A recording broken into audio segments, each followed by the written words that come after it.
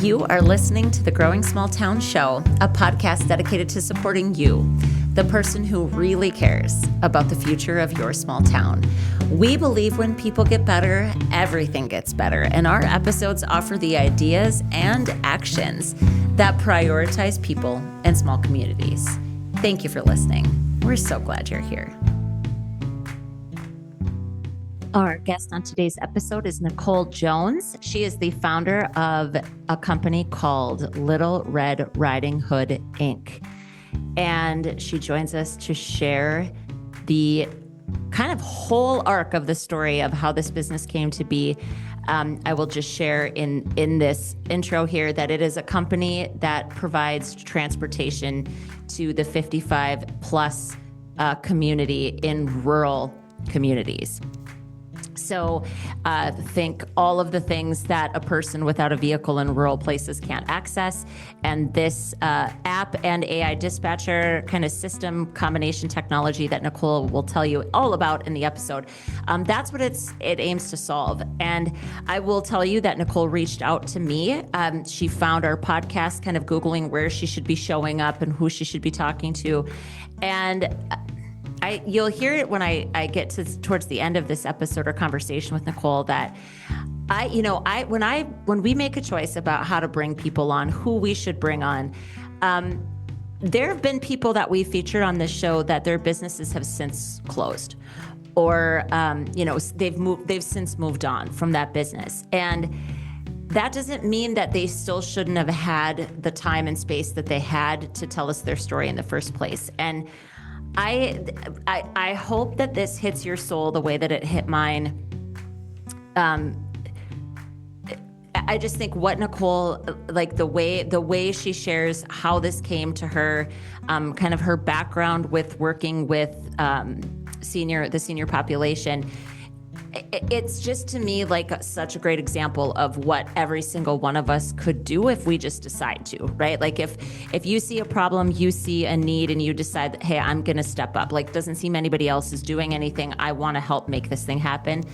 I think she has bitten off an incredible challenge, and she's actively trying to find the right partners, contacts, and connections to get this thing completely off the ground. So as you listen to this, I simply encourage you, if you have any connections for her, to get this service, to get this product, to get this company into your community, she is willing to listen. So I think this talks about kind of the entrepreneurial spirit in its rawest kind of, most raw would be the better words, most raw form. It's honest, it's sincere, it's heartfelt. I hope you enjoy this conversation with Nicole as much as I enjoyed having it. We need more helpers. Mr. Rogers was the one that said, look for the helpers. You're about to hear from a person who epitomizes it. Enjoy this conversation. Hey, Nicole, welcome to the Growing Small Town Show. Hi, thank you so much. I'm so honored. Oh my goodness, are you kidding? I think the honor is all mine here. I am super stoked to visit with you. Well, listen, I am too. I have applied to 50 podcasts to talk about this issue in my company, and you're the first person. So I am like beyond excited. Oh, well, listen, you've created something that is such a gap for so many of the people that'll be listening to this. It certainly is a gap in our communities. This show, we talk a lot about the recruitment, kind of the returning youth, right? We need to be thinking, we're always talking about like, how do we get young people to come back and how do we get young people to start businesses? And that will always be a drum that I will beat. And I desperately want our aging population, our residents that built our communities, our residents that have been here for generations, if they want to stay in our towns, I really hope that all of us would honor them enough to figure out how. And so I don't ever want this show to be only about what comes next, but honoring those who came before us. And your business fills an enormous gap for that demographic of humans. Thank you. Yes, it does. And also it affects the economy. I don't think. Well, yes. So 100%. So let's come back to that. Yeah. Okay. Let's clue the folks in. So we can start wherever you want to start. Like you said, you have a bit of an origin story. We love a good origin story on the show. So if that's where it makes sense to start, that's cool. First of all, yeah, sorry. You're good. You're good. So first, so my company is called Little Red Riding Hood Inc. It is a transportation network company for those 55 and older for rural areas or like lessly dense populated areas only. And the story, I've never had a chance to tell like the whole story of what led me here. So this is like first time I'm ever getting to tell it. So thank you. So this actually like all started way back when I was like 29. I'm 35 now.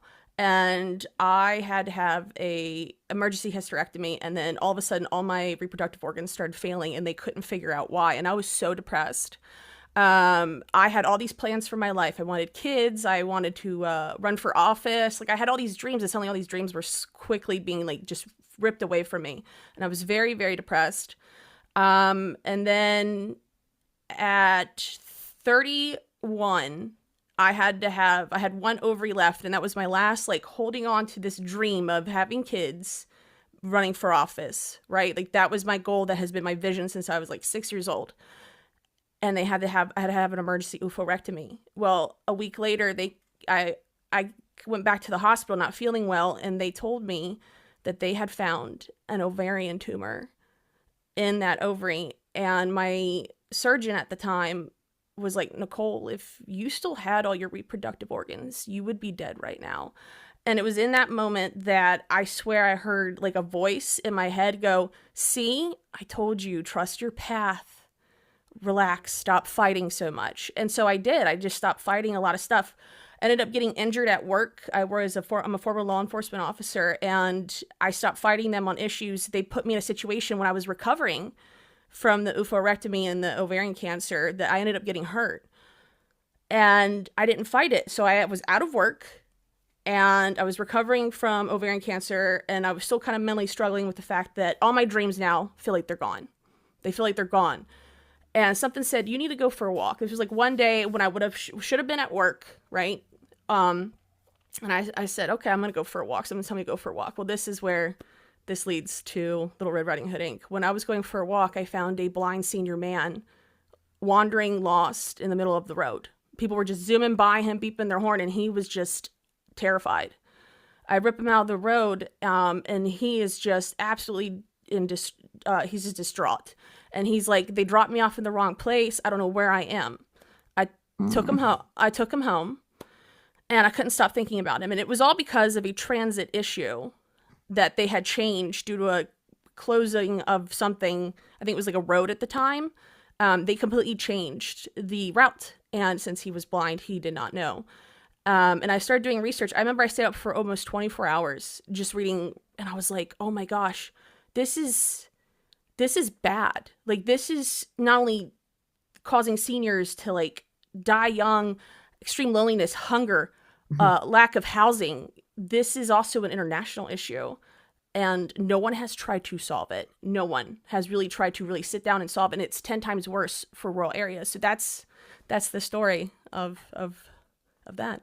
Holy smokes. Okay. So I've got a bunch of things I want to say to you as I'm listening to you. The first thing I just want to note is, I have a tendency to want to I don't ever mean to talk over guests, but I get excited. That's kind of, I interrupt and I get excited. But I really thank you for sharing that whole background. And I first want to just speak to the feeling of your dreams kind of being like that rug of just being kind of pulled right out from under you. Yeah. That's a heartbreaking thing to experience. And I'm really sorry for that for you. Thank you. Yeah, it's just, that's just really, really hard. And I think sometimes people can find the reframe. I'm really glad that you did. I'm really glad that kind of came over you, that voice, however that really felt inside of you. I'm glad that came to you, because it doesn't come to everybody. Sometimes a course direction or course correction happens for people, and it's really hard to accept. So that's really powerful. Thank you. And that's why I wanted to tell it, because I feel like, especially us older adults, like people like in their 30s, when, man, you're not hitting that vision that you've had forever, Yeah. it really messes with you, and it can cause a lot of emotional issues. And I wanted people to hear this story, that like all this bad, it sounds like all this bad things, right? Mhm. But if they had never happened, one, I would likely be dead because of the ovarian cancer, which Right. That's I have. wild in and of I'm the itself. I'm the first person in my family on both sides to ever have cancer. I don't carry the gene at all. It was a very rare thing. Get your Um, screenings done, people. I guess we'll make that little PSA, right? I mean, Actually, especially women, ladies, if you do not feel like something is right, you need to see a doctor, and you need to hold them accountable. Please. mm-hmm, Please. mm-hmm. The chances of what I had was very, very slim. And if it hadn't have been for one doctor listening to me, I wouldn't be here right now. So Yeah. please Yeah. stay on it. But I also just trust your path, right? I believe in both destiny and choice. And if something's not going right your way, like it feels like there's a genuine wall, don't get upset about it. Mm-hmm. Try to sit and think and figure it out. But I wanted people to hear that story, that like if none of those things had happened to me, from losing my reproductive organs to the ovarian cancer to getting injured at work, Right. I'd have never found that man. I'd Right. have never found him. I'd have never led down this path. Well, So. and as much as it's transformed your life, I mean, what might have happened to him? Oh I mean, yeah. for real, like how terrifying. My heart like just leapt into my throat when you were talking about the idea that he was in the middle of a street and he can't see anything, and he has no, like, complete disorientation. Like, he has no idea where he's at. He has no idea where he's even supposed to go from there. I And what still do you get do? choked Just up. stand in the middle of the street and like scream for help. That's That's not what he was. That's is what that he was kind of doing. what he was doing? Oh, And people were poor just man. beeping their horn and driving past him. And I should clarify, at the time I was living in Pittsburgh. At the time, and so I think that would have been a very different story in a rural area, as someone that grew up and was raised in a rural area. But Right. yeah. I would like to think that if any of us in my community saw a person standing in the middle of the street, that we wouldn't just zoom past them. But that's Absolutely. also just, again, like a call to better humanity. Like, how about we be better than that? Right. Yeah. That's awful. Okay. So you find this man, you drive him to his house, you save him from that situation anyway. Right. And then you go on this like feverish hunt for information about, like, almost kind of like how did this happen to this guy and what's actually going on here. And you discovered Yeah. that there's this massive gap in Huge. transportation for 55 and older, 55 plus residents, especially in rural places. So love that. And again, I think I kind of shared with you that I really want to get the message of your company out to our audience. Our audience needs to hear what it is that you've built. But they also need to hear about a real human in an environment scanning their landscape for things that aren't going right, and then possibly coming up with a solution to fix it. That's what all of our communities need, and it doesn't have to be that you turn it into a business, but like that's Right. So it's really special that you did that. I'm thrilled that you're sharing it here. Okay. So you figure out, like, oh my God, this is a global challenge, and it doesn't appear that anybody is trying to fix this. So then what did you do? Oh, then I took all the collection of information that I had and started talking to seniors. I went back home to West Virginia. My mom works in a retirement home. I've grown up around seniors my whole life, my grandparents, everything. And I talked to them, and I started realizing that it seems like it's like a combination of things that needs to be done, right? Like the Transportation Network Company, which is a TNC, which most people know TNCs are like Uber and Lyft. Okay. That's where Right. you contracted drivers give rides through like some type of tech source. So I was like, okay, so it seems like it needs that. And then seniors need like someone to call, and then there needs to be training. So it sounded like it was like a combination of a TNC and almost like a more of a caregiving company. And Right. that's what I wanted to develop. So that's what I did. And I started doing research. I started talking to politicians. And then when I realized that this needs to be done in a rural area, I actually just packed up my stuff and I moved to a little town called Bigler, Pennsylvania, and I put all my focus in research and development. From there, I have a chief technology officer, Levi Martin. He's also our VP now. He has been there since the beginning. I actually found him randomly at a Best Buy, and I told him the story, and he was like, "I want to get involved. I love this. Can I help?" And he created all of our beta tech. Like, yay, Levi. Can we just shout out to Levi Martin? Like, I don't know the guy, but my goodness, like again, I think the other thing you're doing, Nicole, is while you're laying the foundation for what you've done, this is instructive to other people that have an idea and they don't know what to do next, because it literally sounds like it was just a series of conversations. Go to your client, your perceived or potential prospective client, and ask them questions. You did all of that, which is honestly just market research, but it's really grassroots, really face-to-face in person, right? The idea that you had specific skills that you knew you needed and you found them at a Best Buy. I mean, how rad is that? Like, that's really cool. So you'll have to be really, I think you had said it earlier, you didn't say it on the air, but like, you have to be willing to tell your story over and over and over and over and over again. Has that not what it's felt like? Been what it's felt like? It's also felt like, 1,000 knocking on doors, and a lot of doors slamming in your face, and you have to be like, okay, next one, and not give up and believe in what you're doing. And for me, this is what gets me up in the morning. What is a Dolly Parton quote that I never felt like quitting. I never quit, and I never felt like quitting. It was something like that. And I always remind myself, like, I don't really want to quit, no matter how frustrated I get, because I have a purpose now, and I know how bad it is.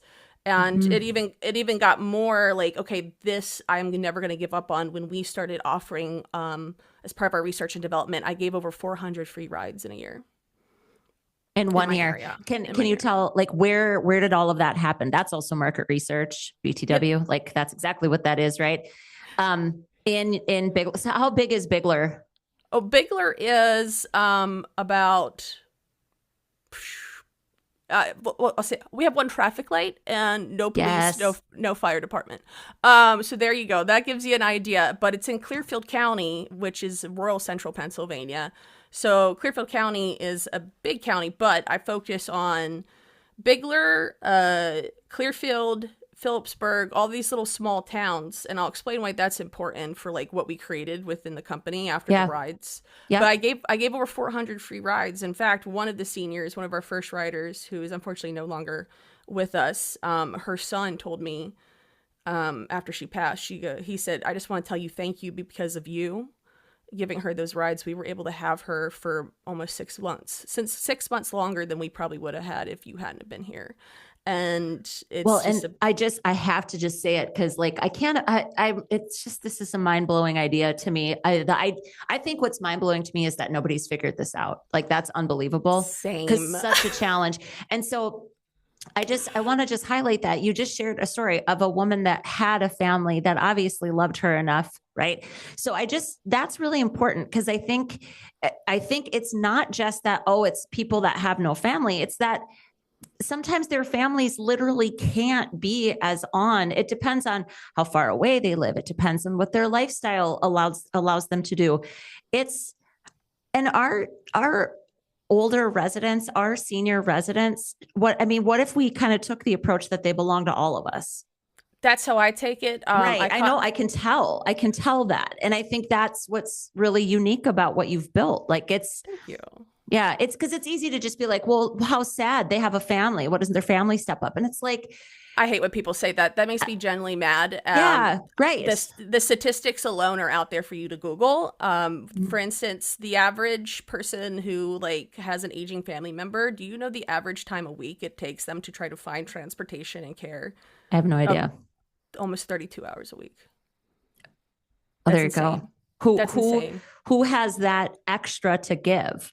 You know what I mean? And some people may, and that's great if they do. It's probably not most people's story. Correct. And also, you have to work, and FMLA will only protect you so far. My mother almost was fired from her job taking care of my grandmother because she had no one. There was really no one else to be there for her. So FMLA will only protect you so far. So knowing all this and talking to also senior family members while giving the ride, it's why we've developed both an app and a website. So if you are at work, you could just pull it up online. It's so if you can't have your phone, not a problem. You have a computer, you can go on the website, log in, order the ride. You can track them. You'll know when they're being delivered. All of that. That's why we specifically created the website and the app, was for senior family members, and also for like possible contracts. But predominantly, the first thought of the app was mostly for the aging family members, like the families of the aging family members. Sorry. Yeah, no, you're good. Yeah. The support, basically the support people, the support network for the folks that actually physically need the ride. Okay. So tell me a little bit about, well, maybe just about the technology. Like how did you, I mean, obviously you found Levi Martin. Shout out to Levi Martin. Again, I'm just going to keep saying his first and last name like he's my friend. Please or something. I am thankful for him every day because he has stuck with it for years. Yeah. So you guys get a beta test. So in those first 400 rides, Nicole, were you testing technology, or was that simply just literally to have the conversations, listen to what they were sharing, listen to their feedback? Like at what point did you start, and at what point are you in the actual development and or testing and market availability of the technology itself? Just tell us kind of today, as we're talking, where is this thing at? Yeah, as of today, everything has been developed. Our app, website, and AI dispatcher, which I can't wait to talk about that. We have everything fully market ready. We do not have the app out on the app stores. We do not have them out yet because we're still trying to raise funds in order to get off the ground and, get contracts and stuff, which we're talking to several businesses about potential partnerships and contracts. But we don't have it out yet because when you Google senior transportation, we pop up almost all the time, and we didn't want people trying to use the app and leaving us bad reviews. I was like, that's going to hurt us more. So just in case anyone's trying to figure it out, it's not out yet. Okay. But it's ready. Yeah. Right. Okay. So interesting question. I was just like thinking about this. Has anybody ever encouraged you to go on Shark Tank? Did you ever think about it? Yes. So I actually applied 2 years ago. We made it to the final rounds of auditions, which only 300 companies even make it that far, and they told us no. And I haven't had really time to do it again. I currently work 66 hours a week to continue funding this company and my own bills. Because you're a human with needs. Yeah. Right. And there's an upkeep charge of all the tech that we do to keep it up and running for potential investor meetings or contract meetings. Like we have to keep it up and running. So yeah, I work all the time, and I would love to do it again. But yeah, Shark Tank's been one of those that we've almost made it on. And I was like, every time we did, we're like so close, Right. Okay. So you said you really want to talk about your AI dispatch. Let's get into it. Yes. Yeah. So I have the privilege and the benefit of having seen a couple of demos, and I watched them all the way through. By the way, you can decide how much of that you want to share in our show notes. We will link to whatever you send me to share with our audience, like on the website that'll go up with this episode. So that's just something to know. Like you can share as much or as little as you want. I got to see this demo, right? Mm-hmm. Tell me why you love it, what you think makes it different, because it is different than Uber. Oh, 100. In a pretty significant way, but I want you to tell that story and why too, because the audience is not tech savvy. That would be a piece of it necessarily. I shouldn't say they're necessarily not, but they're not as likely to be like, I'm just going to quick schedule this thing through an app. Not only that, and actually so there was a study done in 2018 in California's University of Medicine where seniors were able to use the Lyft app free for 3 months. 89% learned to use the app, and when they did, they used it every day. But the issue with rural areas isn't like the fact that they don't want a smartphone. It's not convenient because there's no signal, there's no internet, right?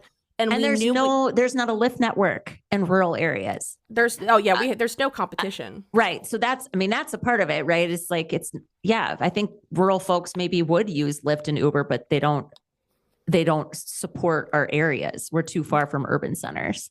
Right. And not to mention the prices are astronomical, but Hmm. it for us when we were doing the 400 free rides, it was both testing tech and also asking questions. And the one thing they said that they wish they could do was, I wish I could call someone from my house phone that would do everything that an app can do. And I was like, well, we can do that.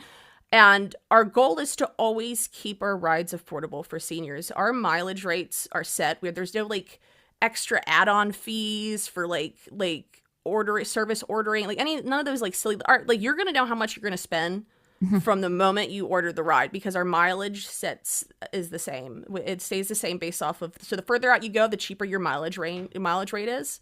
And so in order to be able to do that, we couldn't hire people Hmm. to work at home to answer calls. Plus, like NEMTs already do that and they have long wait times, 30 minutes to an hour just to get through to someone, right? So it doesn't work. And I was like, there has to be a way.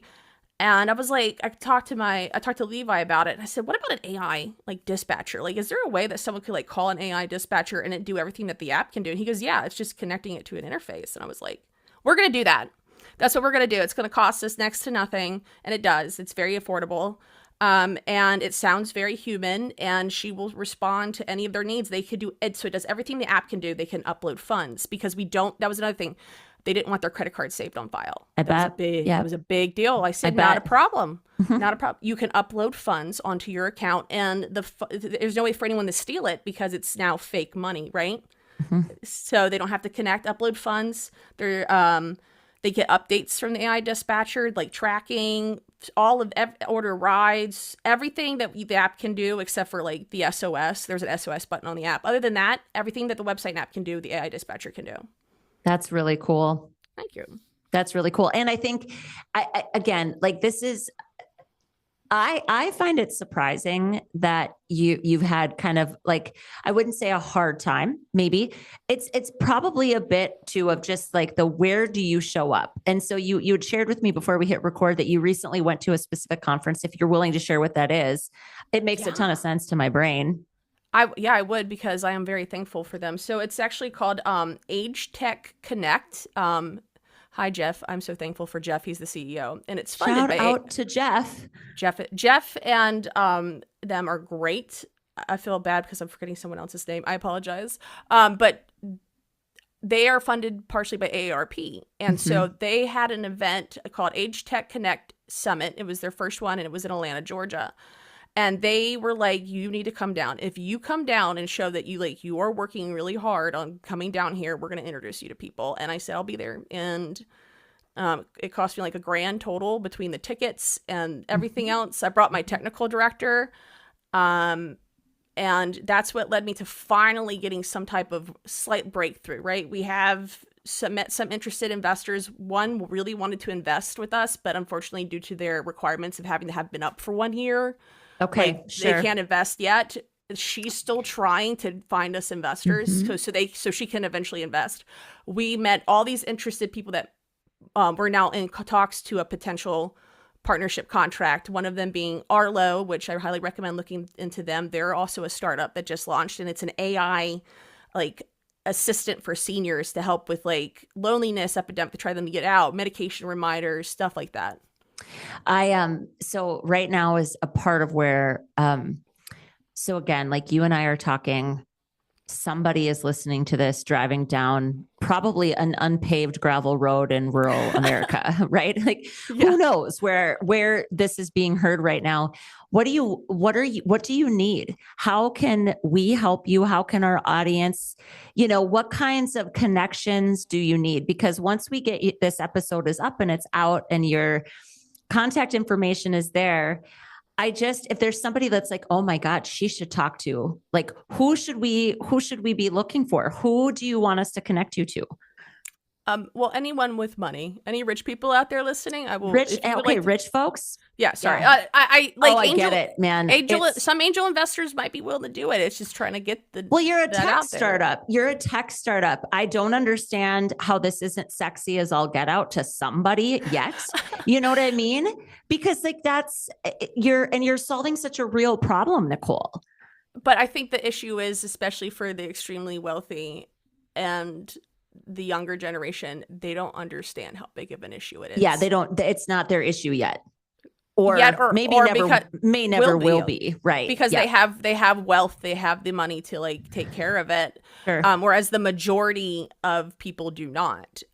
So that's kind of part of it. And I think the other thing is a lot of people are always scared to talk about aging, especially a business that's specifically around your consumer is older. And they're like, well, they're going to just drop. I had one investor say, well, I don't see the purpose of this because, I mean, they're just going to die. And I'm like, so are you. So are you one day, sir. Yeah, right. I had one guy just flat out. He's like, I don't see the purpose in this because they're just gonna die one day. And I'm like, yeah, so are you.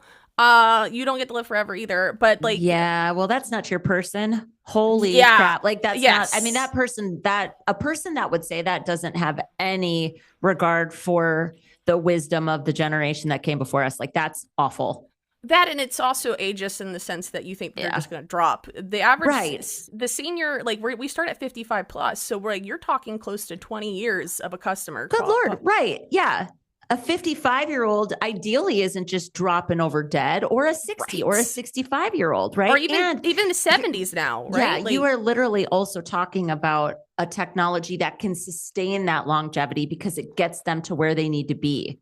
Correct. We built this to be sustainable. Yeah. Right. It's one less giant problem or, issue that they have to overcome to get the help and the care that they need.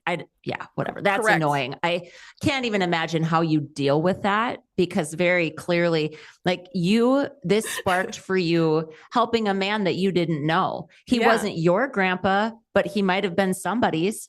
Exactly. And the lack of empathy from from some male investors that we have talked to, and I always say male because that's who we've predominantly talked to, is insane. Like you would be shocked. Like I had one of them also told me they didn't see the purpose of investing in rural areas, and rural areas weren't worth it. And I'm really upset. I grew up in a town called Elk Garden, West Virginia, population 100.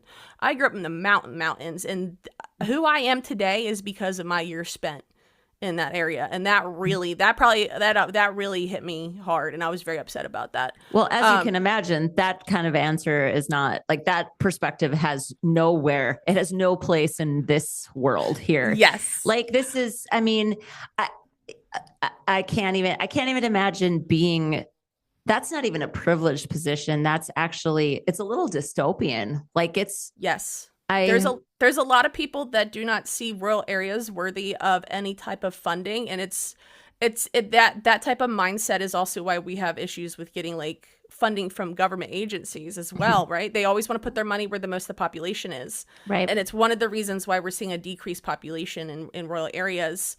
I told you in the beginning, one of the things I did want to bring up was how like senior transportation in rural areas, if we don't fix it within 10 years, you think the economy's bad now? No, you have no idea. We're looking at a total global economic crisis because of this one issue. Because right now in most rural areas, 30% of their adult population is already over 30%. Mm-hmm. So if 30% of your population can't get out to spend money, and 70% of the United States is rural, forget about the economy's gonna be 10 times worse in 10 years. Well, and it's interesting. So there's a couple things economically that I think you've got really good statistics, but there are some things that also are just anecdotally true. It's that we often assume that the aging population, they might be on a fixed income, right? So there's this assumption that means they don't have money to spend, but that's actually not always true. That's actually, go ahead. Sorry. Yeah, go ahead. I was gonna say, actually, that's very much not true. In fact, the older adult population has like some of the most spending money than like anyone else, because they, like their bills go down, things like that, but they actually have the most amount of time and money to spend than anyone else. They're also considered some of the biggest tippers. Right. There's a myth that they don't tip. That is a lie. It's so much of a lie, we had to put it in our driver policy that you are not allowed to take large tips, because they will. Yeah. They will try to give you a $50 bill, and you have to be like, no. So the only reason I even mention that is just because you addressed kind of, I think, the first ring problem, which is if they can't get out of their house to spend their money, they can't spend their money. But then I think, take it even maybe second, third ring. It means that eventually your community becomes a place that they cannot stay in. And they Correct. end up, moving to the closest city, like kind of more urban center, And where not they just can seniors. access, right. And right. Their families too. You're never going to see small businesses again in rural areas. You're going to Right. see entire towns shutting down, all because of one issue. And it's insane to me to think that so many issues revolve around one thing. For instance, housing, accommodating affordable housing for seniors. It's because transportation. They can't get to it. There's not good transportation. They can't get to it. 50% of the homeless in the United States are 55 and older. That's insane. 2 out of 3 seniors goes to bed hungry at night because they can't get access to food. The average senior that lives not within their family, like with other family members that are not seniors, they go an average of 2 weeks without seeing another human being. So that's why we have a high rate of anxiety, depression, and suicide among seniors now. And then healthcare. Especially in rural areas, I think there's almost almost a 10-year difference of longevity living for rural seniors versus their urban counterparts, just because of the lack of access of healthcare. Like all of that, one issue: senior transportation, senior focused transportation. The Growing Small Towns show is recorded locally at the Growing Small Towns podcast studio located in Oaks, North Dakota. It's produced by Pheasant Canteen Studio in Aberdeen, South Dakota, with marketing support from Cassidy Johnston in Canyon City, Colorado. Our intro music was created and produced exclusively for Growing Small Towns by James Bergman, singer and songwriter from Fargo, North Dakota. Local and small. It's what we support, and it's who we love. Get your community a shout out on the podcast.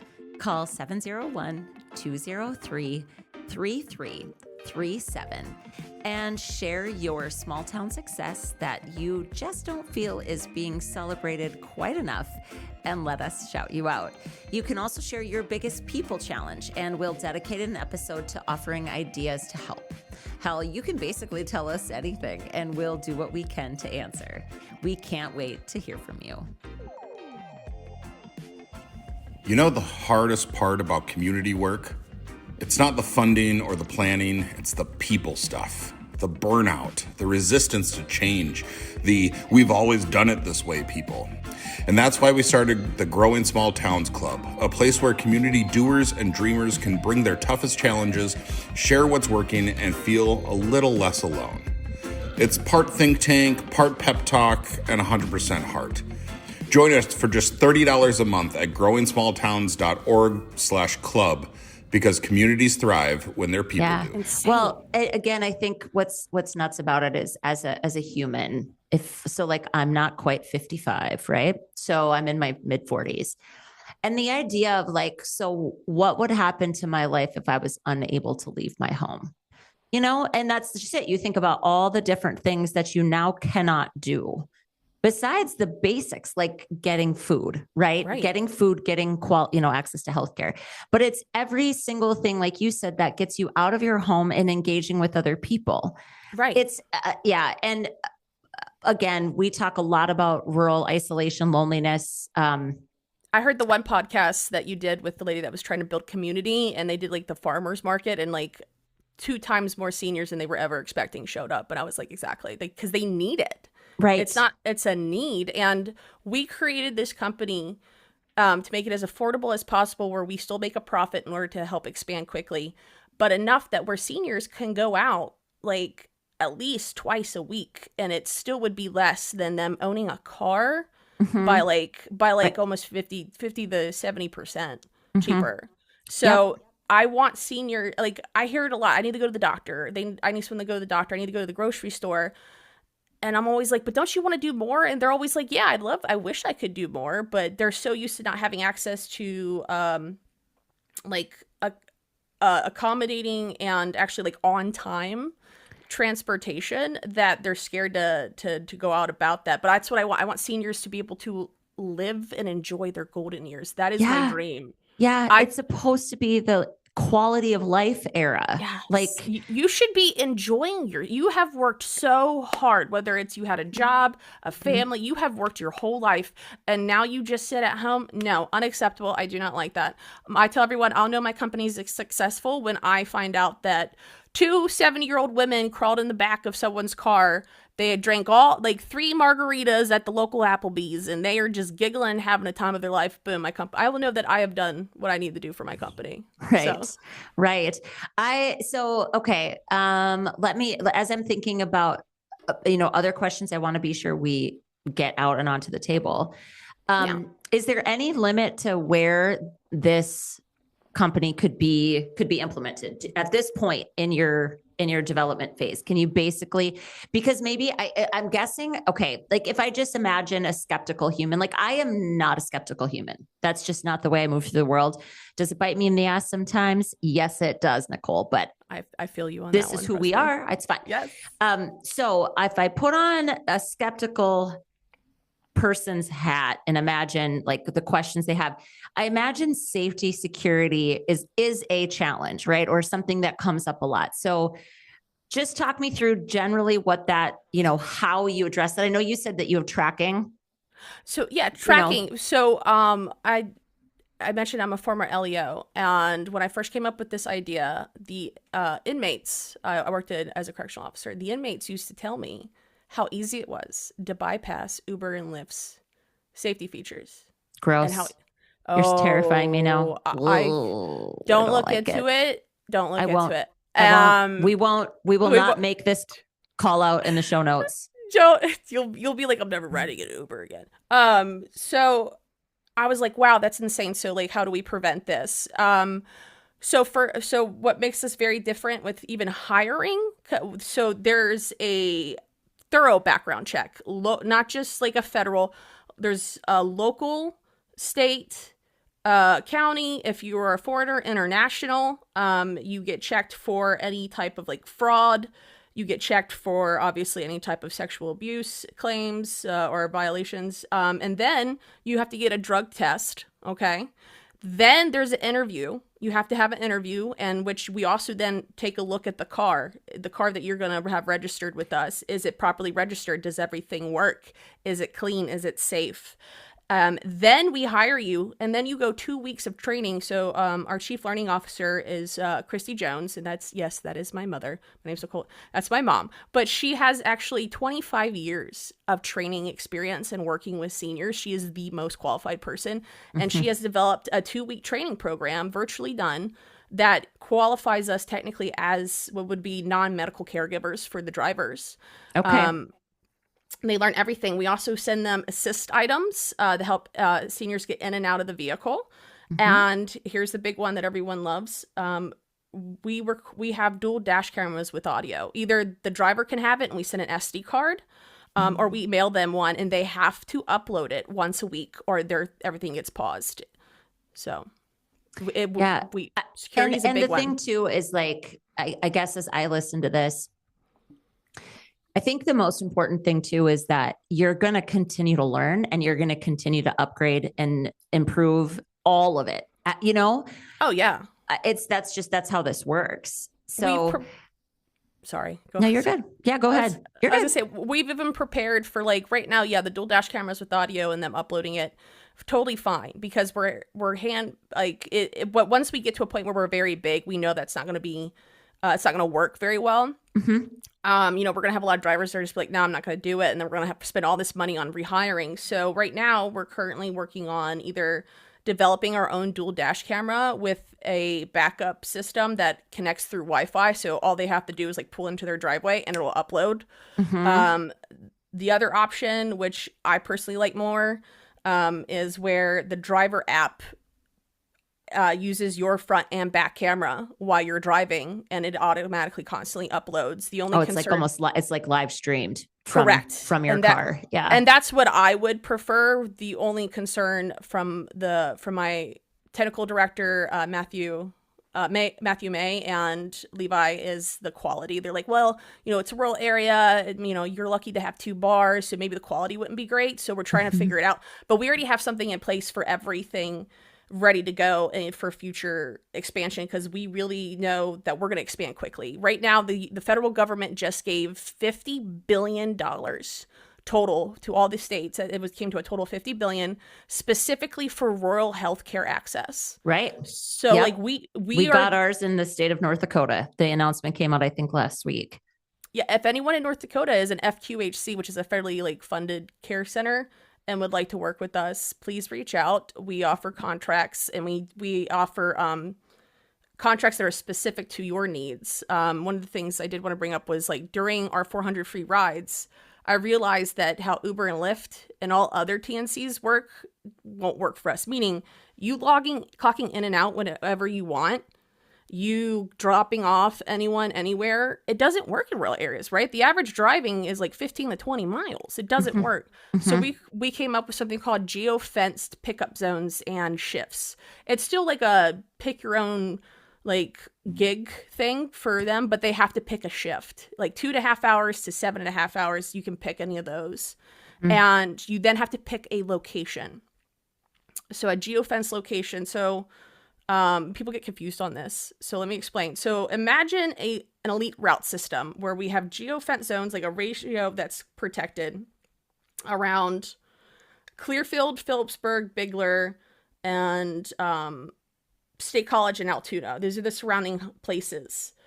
When you are a driver, you pick a location and then the shift. You can only pick up in that area, but you can drop off anywhere. And this is going to help with long wait times and limit something called deadheading, which is where you're paying for the driver when there's no one available. And that is one of the massive issues of Uber and Lyft that has caused them to not be profitable. They weren't profitable for 12 years.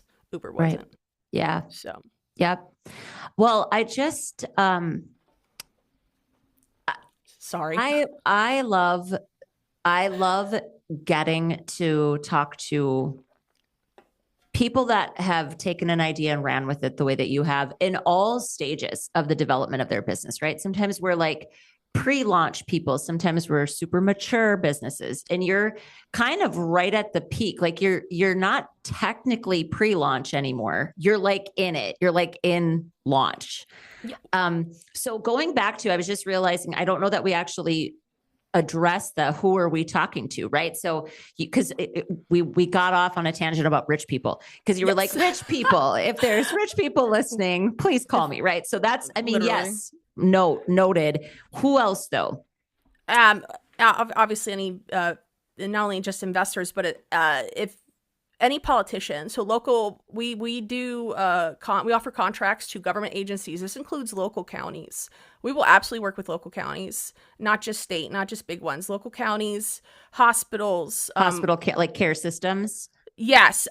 Senior living facilities. We will work with any of that because we are a B2C, which is a, business, to consumer, but we're predominantly focused on B2B. And the reason that is because of our geofence zones. So when we get a contract, we also then open up our B and B2C in those areas as well. So, okay, so for people that don't talk that language, I'm sorry. Yeah, no, you're good, because I get it. But so yeah.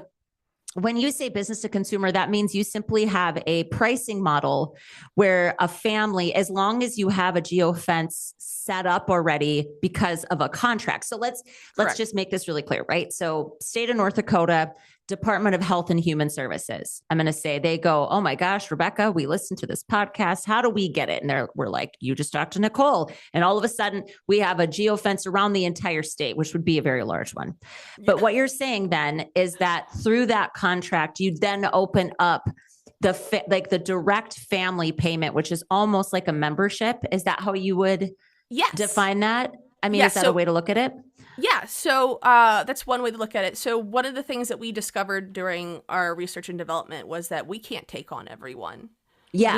You can't like do random, that and like solve random the problem. people, random families. Right. Right. Yeah. You can't, it will not work. It barely works in urban areas. It definitely isn't going to work in rural areas. So Amen. Mm-hmm. We have a membership fee, and the minimum is like 50 people in an area. So like the geofence zones are based off of little towns or townships. So like a minimum of 50 people, a max of maybe like 300, 350. Okay, so North Dakota wouldn't have one geofence. You'd have many geofences within North Dakota. Okay. Because that's how it works. So this way, we're not having people just roaming everywhere. Right. See? Okay. So Yeah. See, I think this is a really clear way to explain geofencing in a way that people, and maybe some people are like, holy Rebecca, are you dense? But like, I just think this is helpful because also then you'd have a small geofence. So like, what's the maximum size, kind of distance wise? How big of a, the radius of the geofence zone? Well, we do. We include in like Walmarts or grocery stores or okay. But predominantly it's just the entire town or township. Okay. That we're going to cover for the pickup zone. Now, one of the things we offer for our contracts is that every 3 to 6 months we review everything. Where are they going? Do we need to change anything? Are we seeing like them trying to order a location that we're not at that's maybe slightly out of that geofence zone? So we're always willing to work on it. But yeah, we include basically just the actual legal aspects of that town or township, and that's your pickup zone. Okay. And also then therefore your drop off. And that's how it works. And that's preventable. That's what's going to prevent long wait times, high cost to us, and then therefore high cost to the consumer. So there's a monthly membership fee, which it's starting at around $34.99 is what we're predicting. The reason I say predict is because we have to get it usually approved by a PUC. So it's a whole thing. But then so that gets you in, and it also gets you an ad booklet. That was another thing that seniors asked, like, can we use you as a resource for more information? Like, we wish we had like one thing. And I was like, you know what? That's a great idea. I'm going to offer you guys basically like an old fashioned phone book, and I'm going to work with local businesses that I know have a high senior consumer or seniors need, like house cleaners, mechanics or handymen, all of that stuff. And so you get this booklet filled with all these local advertisements and nonprofits and things like that. So they have all their information right there in a phone book style, right? And then it gets you access to us, and our mileages are going to be, for anything less than 6 miles, it's like $3 a mile. Then if you go from 6 to about 14 miles, it's going to cost you $2.50. Anything over 15 to 35 is like our max limit is 35 miles, what we're predicting. As we grow, that will change. But 35 miles, it's $1.30 a mile. So you would pay that. And we keep it as affordable as possible. And we have tier memberships that we're going to offer. So one of the things that a lot of senior family members asked us, is there a tier membership that I can pay for all of it? And then my senior wouldn't have to pay for any of the mileage. And we found it about $200 was like what everyone said they would pay. And they wouldn't have to pay for any of the mileage. So yeah, that's how it would work for a consumer. So yeah, I think, the other thing that we haven't even really touched on in terms of a benefit, but like, I think about one of the things I was just thinking about as you were talking, I was thinking like, okay, well, how does this differ from our public transportation that we have here? Well, one of the things is that it's the timeliness. Like, it's not like we're leaving town and we're going to this place. So if you want to go, you come with us, right? Which puts it forces the user to adopt to the schedule instead of actually meeting their needs and having like a real time. Oh yeah. The average, and that's kind of incredible. Thank you. The average wait time for rural areas, paratransit and public transit, they'll tell you it's an hour, but it's actually, several studies have proved it's sometimes up to a 3-hour wait. And if you are not outside when these people arrive, they will leave you. And I was like, that's ridiculous. So we also, it's the same with like Uber and Lyft, right? They'll just leave. We require door-to-door hands-on transport. So the driver will park their car in a safe location. They will get out and they will assist you. And we also offer an optional helper's fee, which is where the driver brings in your groceries or takes out your trash, and it's up to 30 minutes for a small fee. Right. So Nicole, here's what I want to say. I have so many things that I wanted to say. First, I just want to thank you. I want to thank you for being the kind of human that saw another human in need and said, this cannot continue. And you did something about it. So seriously, kudos to you for even like marching in this direction, because Thank you. it's really hard getting something off the ground. This is complex in the sense of what you had to build. I can't imagine how challenging it's been to build what you've done. You get all the credit in the world for that. And thank you. And highlighting you on this show, I would love nothing more than to see this idea just take off and be so successful, because I genuinely believe in what you're trying to build, like for the success of not just the humans that you're impacting, but our communities and our economies because of it. Thank you. Yeah. You have no idea. Thank you. I really appreciate that, because it sometimes feels like almost no one cares about the seniors, and it's very upsetting. So I appreciate that you see not only the need, but you really want to see that it's successful. That means the world to me. And we're a remote company, so we can go anywhere. We tell everyone we can go anywhere. We can get up and running to any new state within 3 to 6 months. We give it a 3 to 6 months because of the PUC, but once we get our permit, we can expand nearly 1 to 2 months. We can expand. So, and as you know, as I'm sitting here and I'm thinking about the barriers that you've had to entry, basically, I seriously hope that everybody that listens to this, especially if you think, oh my gosh, like I could connect her to this or that, all it's going to take, Nicole, is one partner to come along and say, we are going to get into this with you. We're going to buy your thing as it is, but we're going to be like, you need that idea of like thought partnership and support with further and future development. Like that's all this is going to take.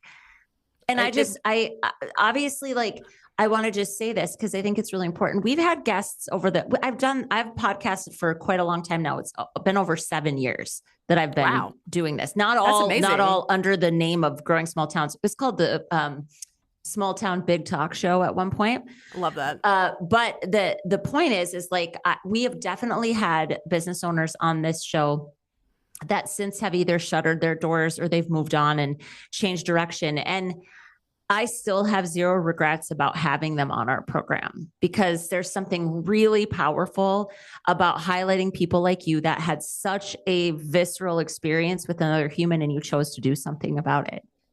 I actually just, my voice caught in my throat a little bit. I think it's so special.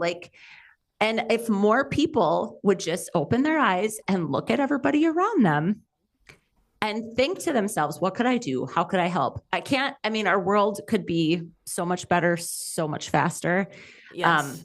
So to have dedicated this much of your time, this much of your current time, your money, your life, your resources, and also to have your mom's support. I love that. I love that whole background is coming into this. Like, this is not just your average tech startup. This is combined with a ton of humanity. Yes, I wanted to give back to rural areas as much as I could. Like, not only because, yes, there's a need. Yes, there's a market. Yes, we don't have any competition, so we'll be able to expand quickly. All those, yes, business things. But for me, when I think about my mom and my papa, who were my everything, in Elk Garden, West Virginia, and I know how many, because I still get calls to this day because we don't offer the free rides anymore because I couldn't afford to keep doing it. The amount of people that I know need help, and I want to give back to the communities that make up the best part of me, which is rural America. I am who I am today. I'm a strong, confident woman who believes in community and helping other people because of rural areas, and I want to give back to them. Well, amen. I mean, what else is there to say? Everything that people need to find you, to find your company, to find the information, they can find it in the show notes. And I feel this way a lot. Like, we've kind of started, Cassidy, my VA, and we've talked about going back and looking kind of at previous guests and doing like past guests status checks, saying like, hey, let's check in on that guest. I don't know that I've ever hoped more for an opportunity. Like, I'm getting so emotional. Like, I just want you to be successful so badly. I really, really hope that is in our future. And that we get to, I do. I just believe so much in what you've done. And my mind is so blown by the fact that you also had to like build the tech, because it's just not my thing. That's Levi Martin's thing. That is Levi's thing. I literally got to say his full name 3 times, and I'm very stoked about that. I'm sure he'll be happy about it too. Yeah, like, listen, we kept calling you out. It's I that's what I hope for, Nicole. I hope that this is just a first round episode. I hope that one day your important business is giving rides to seniors in my community. I would love to go to North Dakota. I've never been. I will figure out who I need to get your information. That's going to be the next thing I do. And I hope everybody listening to this does the same. Yes. Thank you. Thank you for caring about the aging population in our rural places. Mostly thank you for caring about rural places. It's really great to know you. I really appreciate your time today. And I can't wait to have you back. Same. I am beyond thankful. Like I told you at the beginning, I think I've applied to like 50 podcasts to talk about this issue in my company. So I can't thank you enough. And for everyone out there listening, if you know this is an issue that your area faces, one of the best things you can do, other than reaching out to like hospitals or anyone else that you think that would need us and would want to contract with us, but spread the word. We're on TikTok. We rarely post on Facebook anymore, but because it's just me. By we, it's just me. But we have TikTok, Instagram, Facebook, and a LinkedIn. Get the word out. We will talk to anyone. We'll interview anywhere, and the more that people know about us, the better chance we have. So. Thank you. So thank you for you just having me on this podcast is enough for me to get my info out there. So thank you. I'm happy to spread the good word, and I'm sure everybody listening will do the same. Thank you so much, Nicole. We will have you back soon, and I can't wait. I can't wait. Thank you so much, Rebecca. We hope you loved this episode of the Growing Small Towns Show.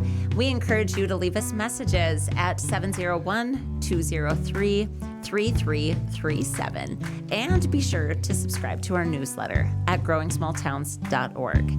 In the meantime, keep doing what you can with what you have right where you are. Your community needs you. Because we are growing small towns. We are growing small towns.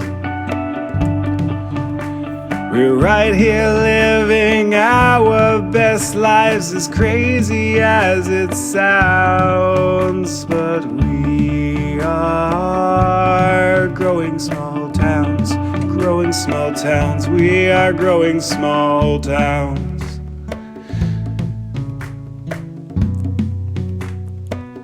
We are growing small towns.